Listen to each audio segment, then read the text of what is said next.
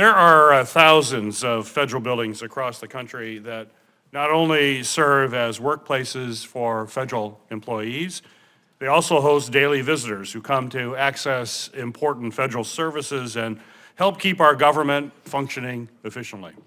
These facilities face a range of security threats that put both people and property at risk, and those threats are only continuing to grow. Threats related to domestic and international terrorism and even disinformation are rising, and according to the Department of Homeland Security, can endanger our federal personnel and critical infrastructure. Today's hearing will focus on what actions are needed to secure the 9,000 federal facilities overseen by DHS Federal Protective Service. These facilities host the bulk of our civilian and federal employees and are visited by 1.4 million Americans each and every day. Currently, these federal facilities are secured through a two-step process. First, the Interagency Security Committee, led by the Cybersecurity and Infrastructure Security Agency, establishes the security standards that federal facilities need to meet. The Federal Protective Service then uses those standards to see what safety measures can be improved.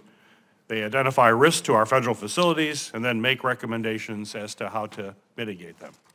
FPS conducts thousands of these assessments each and every year. They submit these assessments to federal agencies, recommending countermeasures like security cameras, access control systems, and X-ray screening equipment. These tools make it easier to protect these facilities and the Americans who use them every day. Unfortunately, these recommendations are rarely implemented.